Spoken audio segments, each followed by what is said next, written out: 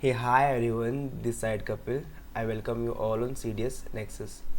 तो आज हम 2024 के फर्स्ट पेपर के क्वेश्चन करने वाले हैं and this question are of trigonometry chapter. ठीक है, तो आई होप आपको ये वीडियो अच्छी लगेगी. सो वो तो वीडियो देखने के बाद ही चलेगा पता. And do subscribe. ठीक है, अगर पसंद आए तो, अदरवाइज डोंट डू दिस.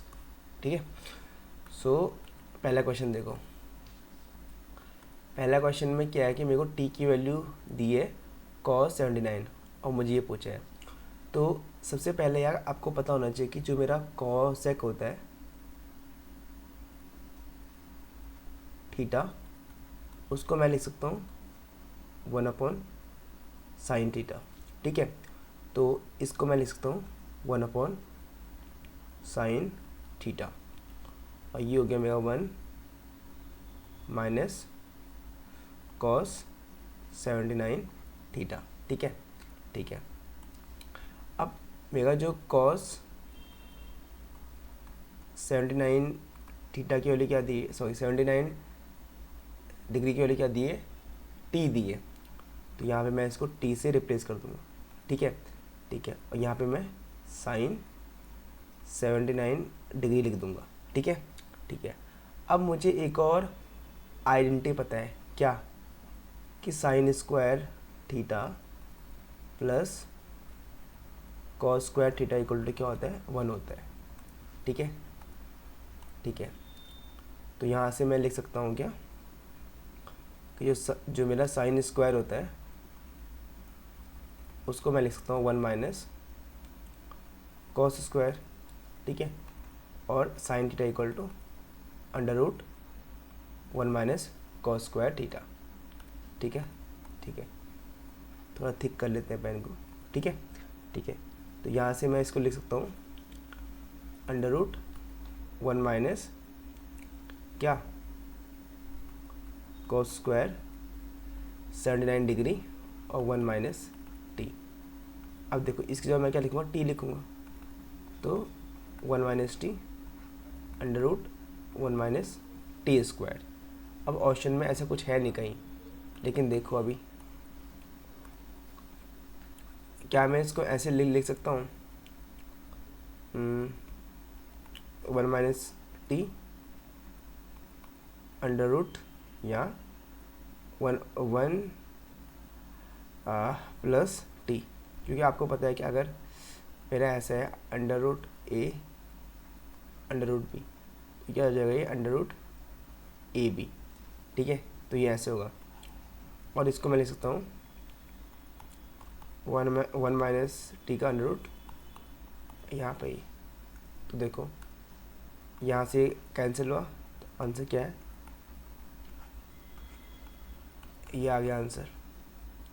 ठीक है, तो ऑप्शन क्या है, ऑप्शन डी. अब नहीं तो मैं ऑप्शन से भी चेक कर सकता हूँ इसको. मैं अब इनमें से मैं वो कर सकता हूँ क्या, रेशनलाइज कर सकता हूँ. अब जैसे मेरा आंसर यहाँ पे कितना आया था, इतना आया था ना. ठीक है, जब मान लो मुझे आइडिया नहीं आ रहा है एग्ज़ाम में, तो मैं ऑप्शन से चेक करूँगा कि 1 माइनस टी, देखो कहाँ कहाँ है 1 माइनस टी, एक तो इसमें, एक इसमें. तो पहले मैं डी को चेक करता हूँ. तो डी को मैं वो करूँगा, रेशनलाइज करूँगा. तो 1 माइनस टी यहाँ पे, तो 1 माइनस टी इंटू करूँगा और 1 प्लस टी 1 माइनस टी. ठीक है, तो ये हो तो क्या 1 minus T under root 1 minus T square. तो देखना ये ऑप्शन डी, ऑप्शन डी. ठीक है, तो यहाँ पे मैंने ये सारी चीज़ें यूज़ की हैं. आई होप आपको समझ में आया होगा. आज मैंने थोड़ा अच्छे ढंग से लिखा है क्योंकि मुझे लग रहा था कि मैं अच्छे ढंग से नहीं लिख रहा हूँ. ठीक है, ठीक है. सो होप आपको ये हैंड राइटिंग समझ में आ रही होगी. अब ये देखो मुझे निकालनी है लीस्ट वैल्यू और जो मेरी ग्रेटेस्ट वैल्यू, उन दोनों के बीच का अंतर निकालना है या डिफरेंस निकालना है. अब सबसे पहले ये जो फंक्शन है इसको मैं क्या करूँगा, एक ही उसमें करूँगा. जैसे कॉस स्क्वायर है तो इसको मैं साइन स्क्वायर में करूँगा कन्वर्ट, या जो साइन स्क्वायर है उसको मैं कॉस स्क्वायर में. तो मेरे को पता है कि यार कॉस स्क्वायर थीटा को मैं क्या लिख सकता हूँ, 1 माइनस साइन स्क्वायर थीटा. तो यहाँ पे लिख दो 1 minus sign square theta plus 3 sign square theta plus 2। तो यहाँ पे क्या हो जाएगा, ये 2 साइन स्क्वायर थीटा और प्लस 3। ठीक है, बस अब इसकी निकालनी है मुझे मैक्सिमम और मिनिमम वैल्यू। अब मुझे पता है कि जो साइन थीटा होता है उसकी जो रेंज कहाँ से होती है, -1 से लेके 1 तक। तो साइन स्क्वायर की क्या होती है, साइन स्क्वायर की होती है 0 से लेके 1 तक। ठीक है, क्योंकि जब हम इसका स्क्वायर करेंगे तो ये इसकी जो रेंज कहाँ आ जाएगी, 0 से लेके 1 तक आ जाएगी। ठीक है, ठीक है। अब देखो इसका यूज़ करो, 2 से मल्टीप्लाई करो तो 2 साइन स्क्वायर थीटा 2। अब प्लस 3 ऐड करो इसमें,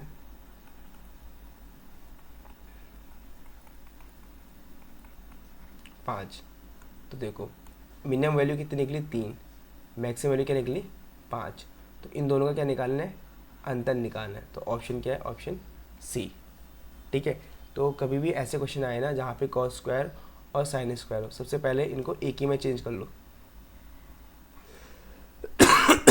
ठीक है, फिर यहाँ पे इसका यूज़ करो कि इसकी जो मेरी रेंज होगी वो 0 से लेके 1 के बीच में होगी।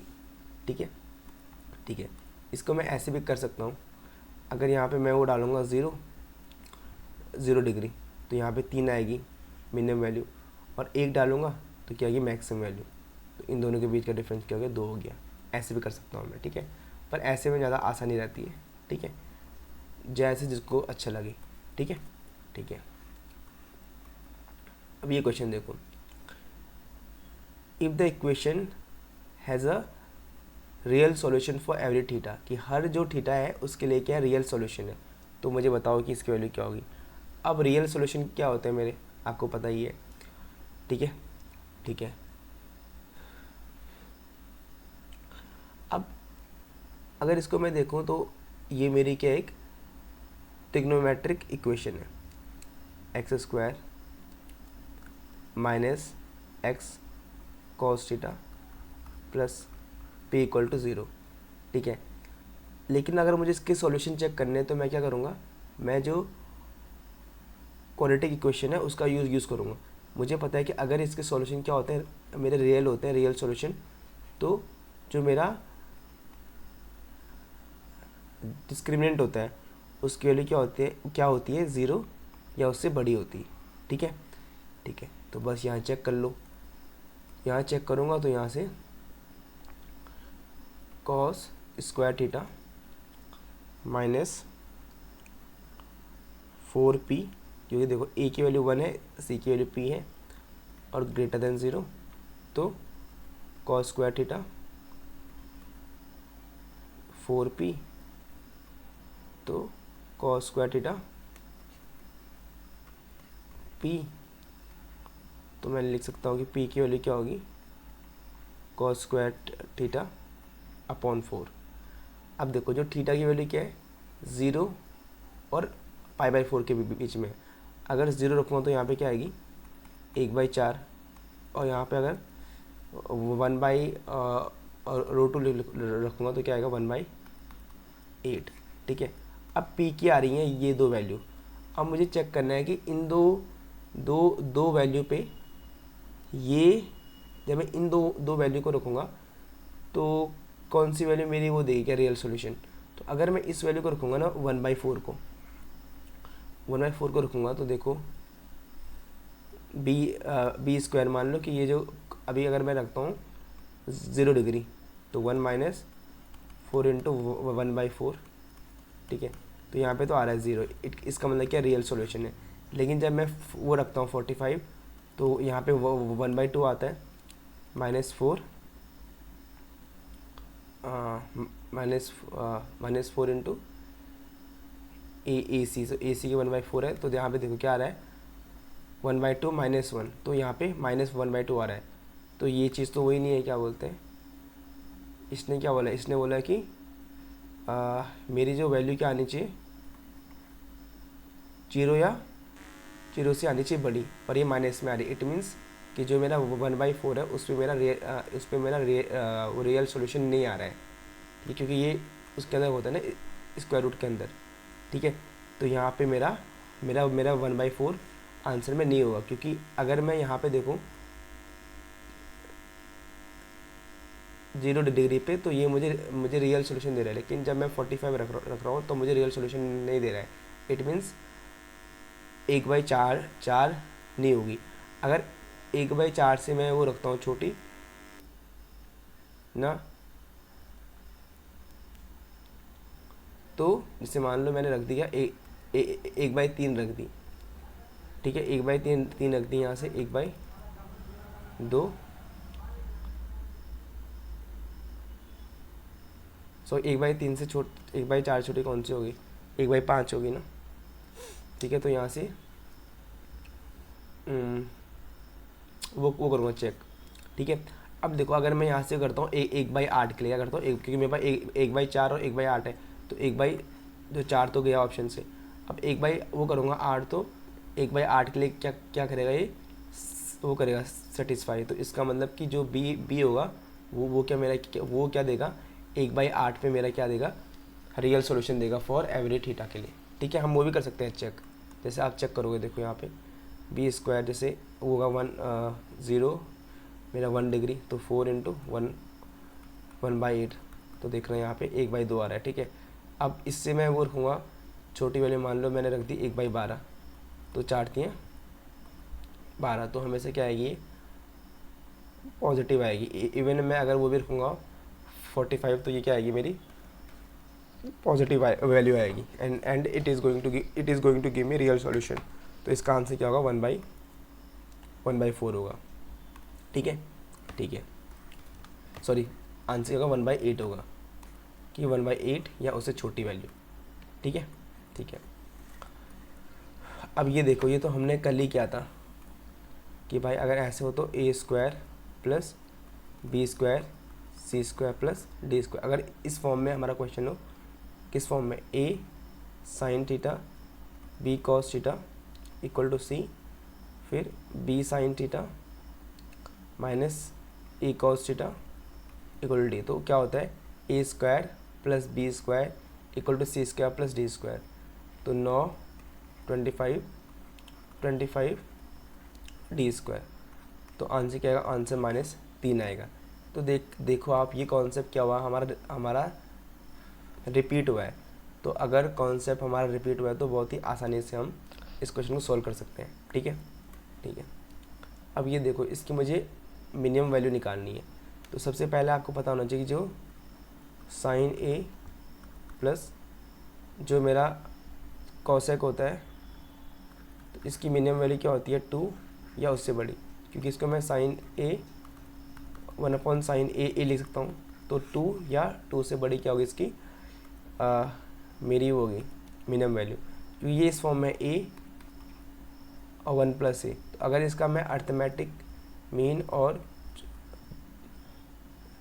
ज्योमेट्रिकल मीन निकालूंगा तो a 1/a 2, तो ये अंडर रूट ये क्या होगा, यहाँ 1 हो जाएगा, तो फिर a 1/a, तो ये 2। तो हमेशा इसकी वैल्यू क्या होती है, 2 या 2 से बड़ी।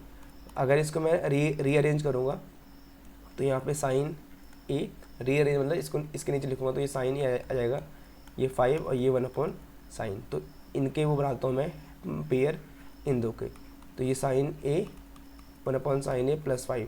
अब इसकी मिनिमम वैल्यू कितनी होती है, 2, कितनी होती है 2, तो 5 और 2 कितना होगा, 7, क्योंकि मिनिमम वैल्यू क्या होगी यहाँ पे 7 होगी, क्योंकि इसकी वैल्यू 2 या 2 से बड़ी होती है। तो मिनिमम वैल्यू तो 2 वही होती है, 2, तो मिनिमम वैल्यू मेरी 2 होती है। तो इसका मतलब कि आंसर क्या आएगा मेरा 7 ही आएगा, ठीक है, ठीक है। सो आई होप आपको समझ में आया होगा मिनिमम वैल्यू का कॉन्सेप्ट, क्योंकि मैं इसको देखो sin A और जो मेरा cosec, ये एग्ज़ाम में ऐसे भी आ सकता है, sin A और cosec A भी आ सकता है, ठीक है। तो ये बातें हमें ध्यान रखनी है। इसको sin A और +1/sin A लिखते हैं, जिसकी मिनिमम वैल्यू 2 या 2 से बड़ी होती है। अब यहाँ पे देखो मैंने बोल दिया कि मिनिमम वैल्यू 2 होती है, 2 में +5 ऐड करूँगा तो कितना आएगा, 7 आ जाएगा। ठीक है, क्योंकि यहाँ +5 भी है ना। ठीक है, ठीक है। अब ये देखो, कल मैंने आपको बताया था कि 10 जो वो होता है थीटा अगर मैं, और जो कॉट थीटा होता है ये क्या होते हैं, कॉम्प्लीमेंट्री एंगल। क्या होता है, अगर मैं इसको मान लो ये एंगल, तो थीटा प्लस ये फाई इक्वल टू क्या होगा, 90। क्या होगा, इक्वल टू 90। ठीक है, तो इनका सम क्या होता है, 90। इसका मतलब कि ये एंगल सम क्या होगा, 90 होगा। तो 3a plus a 22 equal to 90। तो यहाँ से 4a इक्वल टू 112। तो a की वैल्यू निकालनी है, 4 दूनी 8, 4 8 32। तो सिंपल आंसर क्या, आंसर सी आ गया। ठीक है, तो बस ये ध्यान रखना है, क्योंकि देखो हम इसको ऐसे लिख सकते हैं ना, 10 90 माइनस थीटा इक्वल टू क्या होता है मेरा, कॉट थीटा। अब इसको मैं क्या लिख सकता हूँ, इसको लिख सकता हूँ मैं 10 इसको लिखता हूँ कॉट 90 माइनस 3a, क्योंकि अगर कॉट यहाँ पे कॉट 90 माइनस थीटा लिखूँ तो क्या आएगा मेरा, 10 थीटा। ठीक है, तो इसका मतलब क्या है कि ये क्या है, 10 3 क्या है मेरा, 10 3। लेकिन यहाँ से मैं कंपेयर करूँगा तो अगर 90 माइनस 3a ए माइनस 22, तो मेरी बात तो एक ही है। ठीक है, 4a इक्वल टू 112। ठीक है, सो आई होप आपको समझ में आया होगा। सीधे इससे करना है कि ये दोनों क्या होते हैं, कॉम्प्लीमेंट्री होते हैं, इनका सम क्या होता है, 90 होता है। ठीक है, ठीक है। अब ये भी मैंने आपको करा रखा है। ठीक है, अगर आपको इस फॉर्म में दिख जाए तो मैंने आपको क्या बोला था, आपको ऐसे लिखना है 1 plus sine theta upon cos theta. ये दोनों क्या होते हैं, आपस में इक्वल होते हैं। ठीक है, ठीक है, ये पता होना चाहिए। ठीक है भाई, ये पता ही होना चाहिए। तो ये हमको पता है। तो अब क्या करता हूँ मैं, यहाँ ना ऊपर नीचे कॉस से करता हूँ डिवाइड। क्या करता हूँ, कॉस से डिवाइड। तो ये जाएगा 1 अपॉन कॉस, ये साइन अपॉन कॉस, ये कॉस अपॉन कॉस। तो 1 अपॉन कॉस क्या होता है, सेक थीटा, और ये क्या होता है मेरा, 10 थीटा। तो देखो sec theta plus 10 theta equal to क्या है, p sec theta plus q 10 theta. तो कंपेयर करूँगा तो यहाँ पे 1 है, तो पी की वैल्यू क्या आ गई, 1, क्यू की वैल्यू 1, तो आंसर क्या है, 2 आ गया। ठीक है, सो ये चीज़ आपको ध्यान होनी चाहिए, क्योंकि मैंने आपको पहले भी करा रखा है। ठीक है, ठीक है। तो 1 plus sign theta equal 1 plus sine theta upon cos theta इसके वैल्यू होती है। और इसको मैं किस फॉर्म में लिख सकता हूँ, इस फॉर्म में, सेक थीटा प्लस 10 थीटा की फॉर्म में, जब मैं इसको कॉस से डिवाइड करता हूँ। ठीक है, ठीक है।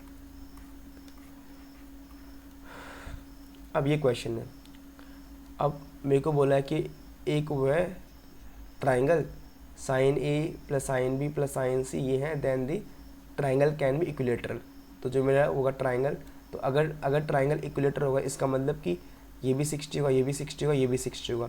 तो मैं वैल्यू पुटिंग से सीधे सॉल्व कर लूँगा कि साइन ए की वैल्यू 60 डालूंगा, बी की वैल्यू 60, सी की वैल्यू 60। तो 60 डालूंगा तो क्या होता है, √3/2, √3/√3/2। तो यहाँ क्या है, 3√3/2, मतलब ऑप्शन 1 सही है।